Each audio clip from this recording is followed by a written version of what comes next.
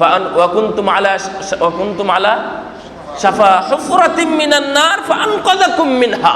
হায় হায়, তোমরা কোথায় ছিলে? তোমরা ছিলে জাহান্নামের কিনারায়। তোমরা এখানে দাঁড়িয়ে জাহান্নাম, এখানে এই জাহান্নামের কিনারায় দাঁড়িয়েছিলে, কখন যেন জাহান্নামে পড়ে যাও। ফাআনকাযাকুম মিনহা, এই পরিস্থিতি থেকে আল্লাহ রাব্বুল আলামিন তোমাদেরকে উদ্ধার করেছেন। আলহামদুলিল্লাহ, এটা কি বড় নিয়ামত না? অনেক বড় নিয়ামত। যদিও এই আয়াতটা আউস এবং খাজরাজকে লক্ষ্য করেই নাজিল হয়েছে, এটাই ঠিক, সব মুফাসসিরগণ ওটাই বলেছেন। কিন্তু ওই সব আয়াত তো বিভিন্ন আয়াত বিভিন্ন ক্ষেত্রে নাজিল হয়েছে, তাই না? কুবাদের উদ্দেশ্যে নাজিল হয়েছে যে আয়াত, ওখান থেকে আমাদের কোনো শিক্ষা নেই। বদর যুদ্ধের উদ্দেশ্যে যে আয়াত নাজিল হয়েছে, ওখান থেকে আমাদের শিক্ষা নেই? শিক্ষা আছে। প্রত্যেকটা আয়াতেরই আমাদের শিক্ষা আছে, প্রেক্ষাপট যাই হোক না কেন। এখানে আমরা ছিলাম কোথায়? আপনারা ছিলেন শিরক বিদআতের মধ্যে ডুবেছিলেন, মনে হয় আপনাদের? আপনার ঘরে ঘরে শিরক ছিল, আপনার ঘরে ঘরে বিদআত ছিল। মসজিদে আমরা দ্বন্দ্ব ফাসাদ করে বেড়াতাম, কেন মোনাজাত হলো না, কেন এই কথাগুলো বলল ইত্যাদি। আপনার ছেলে গলায় তাবিজ ঝুলতেছিল, তাবিজগুলো এখন নাই। কিসের ফজিলতে বলেন তো? আপনার এমনিতেই পেয়ে গেছেন। কেন? এই আলেমদের বক্তৃতা করার কারণে। যারা বাহির থেকে, দেশ থেকে পড়াশোনা করে এসেছে, অথবা এদেশেও যারা তাওহীদ শিখেছে, তারা এসে আপনাদেরকে বলেছে যে এটা হচ্ছে শিরক, এটা হচ্ছে বেদাত, তখন আপনারা এটাকে ছুঁড়ে ফেলেছেন, তাওহীদ এবং সুন্নাতকে আঁকড়ে ধরেছেন। তো আল্লাহ রাব্বুল আলামিন আমাদেরকে কি বাঁচাননি? বাঁচিয়েছেন। জাহান্নামের কিনারায় ছিলেন, সেখান থেকে আল্লাহ রাব্বুল আলামিন উদ্ধার করেছেন। একটা হাদিস রাসূল সাল্লাল্লাহু আলাইহি ওয়াসাল্লাম বলছেন, আবু হুরায়রা রাদিয়াল্লাহু তাআলা থেকে বর্ণিত, একজন লোক যে যাচ্ছে, আন্না রাজুলান যারা আখান লাহু ফি ক্বরিয়াতিন উখরা ফাআরসাদাল্লাহু আলা মাদরাজাতিহি মালাকান। একজন লোক যাচ্ছে সাক্ষাৎ করতে তার আরেক ভাইয়ের সাথে। তো এই পথেই আল্লাহ রাব্বুল আলামিন একজন ফেরেশতাকে পাঠিয়েছেন। শুনেন হাদিস সহিহ বুখারীর। তো আপনি যাচ্ছেন সাক্ষাৎ করতে, একজন ব্যক্তি সাক্ষাৎ করতে যাচ্ছে, আল্লাহ রাব্বুল আলামিন পথেই কাকে পাঠিয়েছেন? ফেরেশতাকে। জিজ্ঞাসা করছে এসে ফেরেশতা, কোথায় যাও? বলছে ওই গ্রামে আমার একটা ভাই আছে, ওর সাথে সাক্ষাৎ করতে যাচ্ছি। ওখানে কোনো কাম আছে? ফেরেশতা জিজ্ঞাসা করছে, ওখানে কোনো কাজকর্ম আছে নাকি? যে তোমার কৃষিকাজ, যে হাল্লাকা মিন নি'মাতিন তারুব্বুহা আলাই, ওখানে কোনো কাজকর্ম আছে? কোনো কিছু লালন পালন করো, কোনো কৃষিকাজ আছে, অথবা গরু ছাগল আছে, এসবগুলো দেখতে যাচ্ছ নাকি? তার সাথে ওকে ভাইকেও দেখতে যাবা? বলছে আরে না, আমি ওকেই দেখতে যাচ্ছি, আমার ভাইয়ের সাথেই সাক্ষাৎ করতে যাচ্ছি। গায়রা আন্নী আহবাবতুহু ফিল্লাহি আযজা ওয়া জাল। অন্য কোনো কারণ নেই, অন্য কোনো উদ্দেশ্য নেই। বাজারে যাচ্ছে ওর সাথে সাক্ষাৎ করবে এটা না, আমি ওর সাথেই সাক্ষাতের জন্য যাচ্ছি, কারণ আমি তাকে আল্লাহর উদ্দেশ্যে তাকে ভালোবাসি। রাসূল সাল্লাল্লাহু আলাইহি ওয়াসাল্লাম বলছেন, ওই ফেরেশতা তখন বলছে যে ফাআন্নী রাসূলুল্লাহ ইলাইক, আমি আল্লাহর পক্ষ থেকে দূত হয়ে ফেরেশতা আমি তোমার কাছে এসেছি।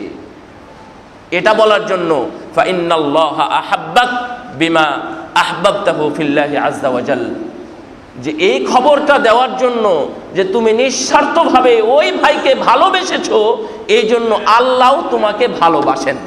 আল্লাহু আকবার। আল্লাহর ভালোবাসা পেয়ে গেল। ও কি এত দূর কিন্তু ভাবেনি। একজন ভাই আছে, আমি দেখা সাক্ষাৎ করতে যাচ্ছি। আর আজকের দুনিয়াতে বর্তমান সময়ে এটা ভাবাটা মনে হয় আসমানের কথা। মনে হয় আসমান জমিন যেমন ফারাক হয়ে আছে, ওই রকম একটা অবস্থা যে আমি ওই ভাইয়ের সাথে সাক্ষাতে যাব। ও তো আমার সংগঠন করে না, ওর সাথে সাক্ষাৎ করতে যাব কেন? ও তো আওয়ামী লীগ করে না, ও বিএনপি করে, ওর সাথে যাব কেন? ও জামাত করে, ও জাতীয় পার্টি করে না, ওর সাথে যাব না। তাহলে ওটা মুসলিম ভাই না? ও কি মুসলমান থেকে খারিজ করে দিয়েছেন আপনি? মুসলমান থেকে তো খারিজ করে দেননি। অথচ এটাই হচ্ছে বর্তমান অবস্থা। আল্লাহুল মুস্তাআন। আল্লাহ যেন আমাদেরকে হেফাজত করেন। দেখেন, আমি কয়েকটা প্রেক্ষাপট বলবো শুধুমাত্র রাসূল সাল্লাল্লাহু আলাইহি ওয়াসাল্লামের যুগে, যে এই হাদিসটা সহিহ বুখারীর মধ্যে এসেছে, আমি এবারত পড়ছি না, যে ওই যে এক যুদ্ধে হুনাইনের যুদ্ধের পরে এই যেখানে বন্টন হয়েছিল এই ইয়াগুলো কি ওটা গনিমত যেখানে বন্টন হয়েছিল সেটা মক্কার পাশেই। তো গনিমত বন্টনের পরে আনসার সাহাবীরা ওনারা দেখলেন যে দিয়েছে কাদের বেশি গনিমত, যারা মুহাজির তারা, অথবা যারা একবারেই নতুন এসেছে, অথবা যারা আশেপাশে আছে ইসলামকে ভালোবাসতেছে তাদেরকে দিয়েছেন বেশি। এই কথা জেনে আনসারদের মনটা খারাপ হয়ে গেল। আবার এই মন খারাপ হওয়ার কথাটা রাসূল সাল্লাল্লাহু আলাইহি ওয়াসাল্লামের কাছে পৌঁছে গেল। রাসূল সাল্লাল্লাহু আলাইহি ওয়াসাল্লাম দাঁড়িয়ে গেলেন। দাঁড়িয়ে যাওয়ার পরে বক্তব্য দিলেন। বক্তব্য দেওয়ার পরে বলছেন যে ইয়া মা'শারাল আনসার আলাম আজিদকুম দুল্লালা ফাহাদাকুমুল্লাহু বি, এই আনসারেরা আমি কি তোমাদেরকে পথভ্রষ্ট অবস্থায় পাইনি? আমার মাধ্যমেই তোমরা হেদায়েত পেয়েছো, এটা কি ঠিক না? ইত্যাদি এভাবে বললেন। তারপরে ওয়াআলাতান ফাআগনাকুমুল্লাহু বি ওয়া মুতাফাররিকিনা ফাজামাআকুমুল্লাহু বি, তোমরা তো ছিলে পৃথক, তোমরা তো ছিলে মানে বেদিন, তোমরা ছিলে পরস্পর মারামারি কাটাকাটি, এবং তোমরা ছিলে দরিদ্র, আল্লাহ তোমাদেরকে ধনী করে দিয়েছে, এবং সবগুলো আমার মাধ্যমেই। আর তোমরা ছিলে পরস্পর পৃথক, কিন্তু এখন ফাজামাআকুমুল্লাহু বি, আমার মাধ্যমেই তোমাদেরকে একত্রিত করেছেন। এটা কি করিনি? তখন তারা তেমন সন্তুষ্ট হয়নি। কে বলছে আল্লাহু আমান ওয়া রাসূলুহু, আল্লাহু ওয়া রাসূলুহু আমান, যে আল্লাহ এবং আল্লাহ রাসূল সাল্লাল্লাহু আলাইহি ওয়াসাল্লামের ভালো নিয়ামত আমাদের উপর আছে, আমাদের উপর ভালোই ওনারা কিছু করেছেন, এমনটা জবাব। রাসূল সাল্লাল্লাহু আলাইহি ওয়াসাল্লাম জবাব মানে খুশি হলেন না। খুশি না হওয়ার পরে আবার বলছেন আলা তুজিবুনি, তোমরা কি জবাব দেবে না? কিছু বলবে না তোমরা যে আমি তোমাদেরকে এতগুলো করেছি, তাও তোমরা জবাব দেবে না?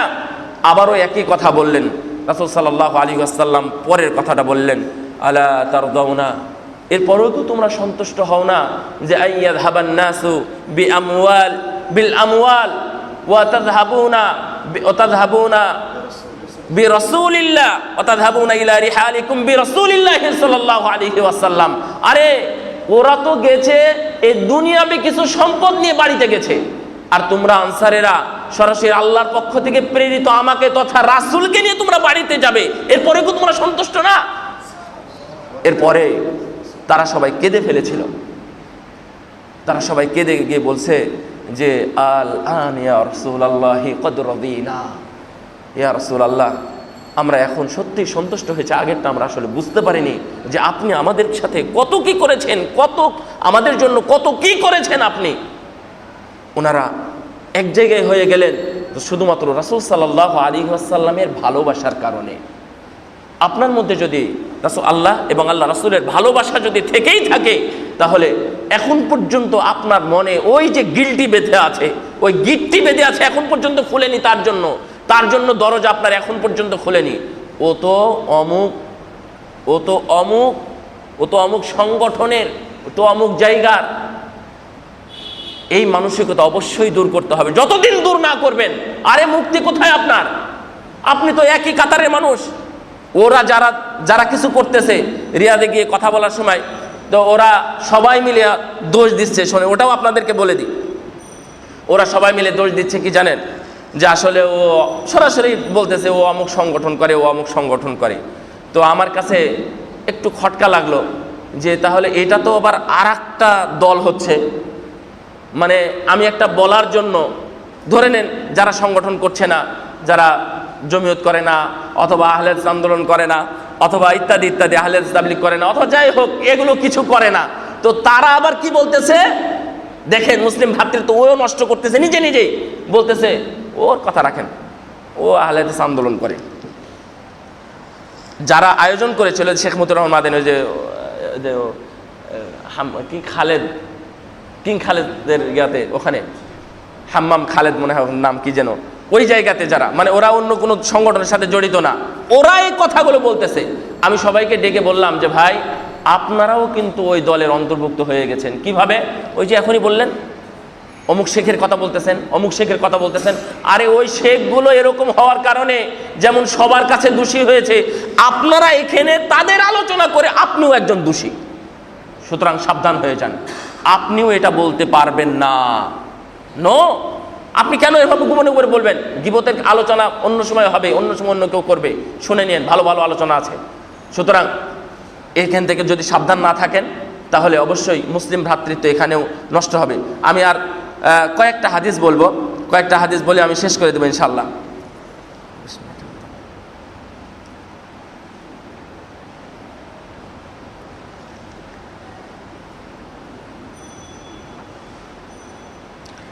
আরেকটা হাদিস, প্রথম এই হাদিসটা শুনেছিলাম আমার শ্রদ্ধাভাজন বড় ভাই শেখ আব্দুল আলিমের কাছ থেকে। হাদিসটা শোনা বলতে হাদিসটা পড়েছিলাম, কিন্তু হাদিসটার উপস্থাপনা কোন জায়গায় কিভাবে, যে আনসার এবং মুহাজিরদের মধ্যে রাসূল সাল্লাল্লাহু আলাইহি ওয়াসাল্লাম শুধু একটা কথার কারণে তারা সবাই আবার দ্বন্দ্বগুলো ভুলে যায়, ভুলে তারা সবাই এক হয়ে যায়।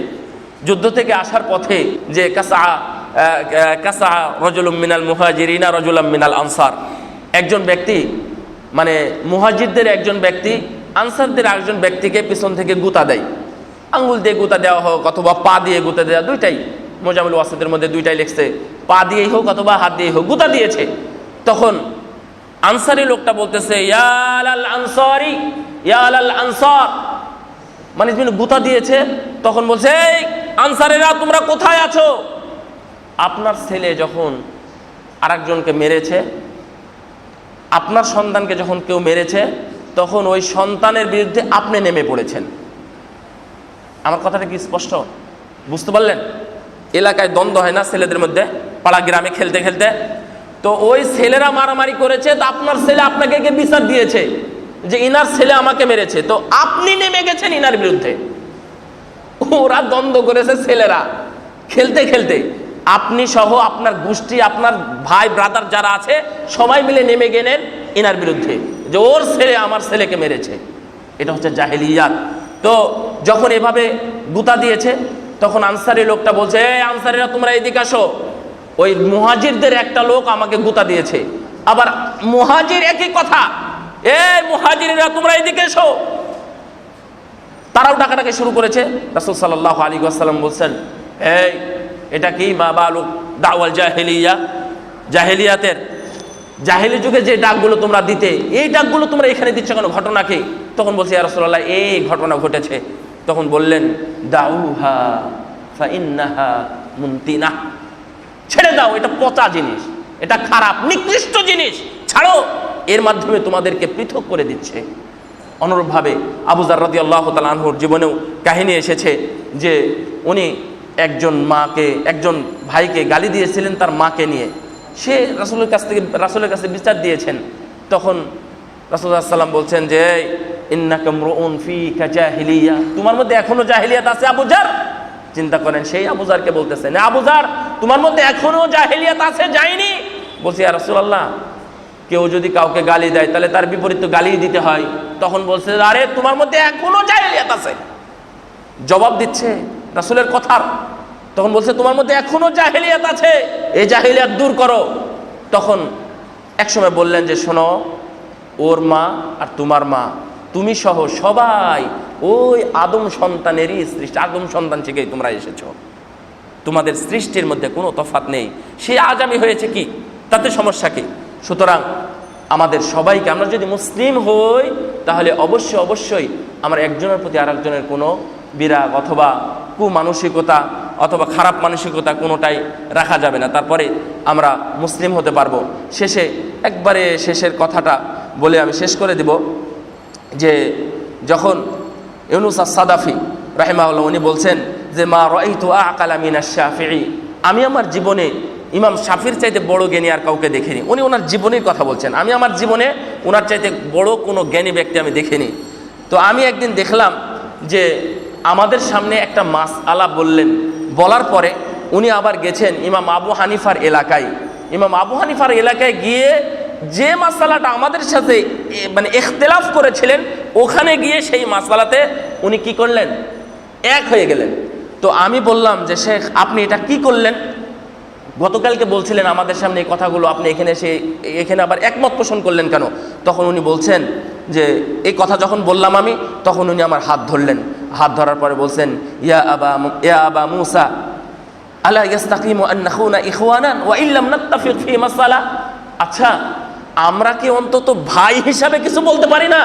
ইমাম আবু হানিফা যে আমার ভাই ছিল, তো ওই মাসালা যদি আমি এখানে ইমাম আবু হানিফা যেটা পোষণ করতেন সেই মাসালা আমি যদি এখানে এসে আলোচনা করি, তাহলে ইমাম আবু হানিফার সাথে আমার মাসালার ইখতিলাফ হয়ে গেল, তাও আবার ইমাম আবু হানিফার এলাকায়, তাহলে আমরা কি ভাই ভাই থাকতে পারি না? রাখো তোমার মাসলা। ইমাম ইবনে তাইমিয়া রাহিমাহুল্লাহ মাজমু ফতোয়ার মধ্যে এই ধরনের কথা উল্লেখ করেছেন যে ছোটোখাটো কোনো ইখতিলাফের কারণে যদি ভাই ভাই পৃথক হয়ে যায়, আপনি ওর সাথে ইখতিলাফ পৃথক করে দিলেন, এর সাথে ইখতিলাফ পৃথক করে দিলেন। উনি ওনার কথা বলছেন, লম্বা আছে, এখানে উঠে নিয়ে আসতে আমি বলতে পারছি না। ইনার সাথে ইখতিলাফ, উনি কি দুইজন থাকলেন না একা থাকলেন? ইনিও একা, উনিও একা, উনিও একা। তো তাই বলতেছেন যে যদি পৃথিবীর মানুষ যদি এরকম করে, যদি এরকম কেউ করতে থাকে, তাহলে পৃথিবীতে কোনো দিন ইত্তেফাক এবং ইজতিমা অথবা একতা বা ঐক্য তা কোনো দিনই সম্ভব না। আরে তোমরা কি খেয়াল করো না যে ওয়ালাকাদ কানা আবু বকর ওয়া উমর রাদিয়াল্লাহু আনহুমা সাইয়্যিদাল মুসলিমান ইয়াতানাযাআনি ফি আশিয়া। আস্তাগফিরুল্লাহ, উমর এবং আবু বকর রাদিয়াল্লাহু আনহুমা ইনারা মুসলমানদের মধ্যে সবচেয়ে বড় মানুষ না? সবচেয়ে বড় মানুষ হওয়ার পরেও তাদের মধ্যে কি ইখতিলাফ হয়নি? তাও ইখতিলাফ হয়েছে, কিন্তু ওনাদের এই ইখতিলাফটা ছিল দ্বীনের উদ্দেশ্যে। কিন্তু ওনারা কি কোনোদিন আরেকজনের বিরুদ্ধে বলাবলি করেছেন? শুনেছেন? হাদিসে লেখা আছে? লেখা নেই? সূরা হুজরাতের নাজিলের কাহিনীটা পড়ে নেবেন, সূরা হুজরাতের নাজিলের কাহিনীটা পড়ে নেবেন। ওই যে ভাই তানজিল বলেছে পড়াশোনা করার জন্য, অবশ্যই আপনাদের পড়াশোনা করতে হবে। তাফসীর ইবনে কাসির দেখলে আপনি পাবেন। তারপরে এই আয়াতের আমি যেটা বললাম, কুনতুম আদান, সূরা আল ইমরানের 103 নম্বর আয়াত, এই আয়াতের যদিও ব্যাখ্যাটা আপনারা পড়েন তাও আপনারা দেখতে পাবেন। ইনশাআল্লাহ আমরা মুসলিম ভ্রাতৃত্ব যেন বজায় রাখতে পারি। সাহাবীদের মধ্যে ইবনে আব্বাস এবং ইবনে আব্বাস এবং যায়েদ বিন সাবিত রাদিয়াল্লাহু আনহুমা, ইনাদের মধ্যে বেশ ইখতিলাফ ছিল, কিন্তু যখনই যায়েদ ইবনে আব্বাসকে দেখতেন তখন এভাবে হাত ধরে নিয়ে তার হাতে চুমু দিতেন। চুমু দেওয়ার পরে বলতেন যে হাকাযা উমিরনা মিন উলামাইনা ওয়া কুবারাইনা, আমাদেরকে আমরা এভাবে আদিষ্ট হয়েছি যে আহলে বাইতদের যদি দেখি তাদেরকে যেন আমরা সম্মান করি। ইখতিলাফ আছে, কিন্তু একজন আরেকজনের বিরুদ্ধে বলা বলি নাই, বলা বলি চলবে না। আল্লাহ তুমি আমাদের সবাইকে মুসলিম ভাইয়ে ভাইয়ে যেন ভ্রাতৃত্ব বজায় রাখতে পারি, এবং যদি কোনো সমস্যা থাকে সেই সমস্যাগুলো দূর করে যেন মুসলিম ভ্রাতৃত্ব আবার আমাদের মধ্যে আবার ফিরে আসে। আল্লাহ তুমি আমাদেরকে সেই তৌফিক দান করো। আমিন। ওয়া সাল্লাল্লাহু আলা নবিয়িনা মুহাম্মদ ওয়া আলা আলিহি ওয়া সাহবিহি আজমাইন। আসসালামু আলাইকুম ওয়া রাহমাতুল্লাহি ওয়া বারাকাতুহু।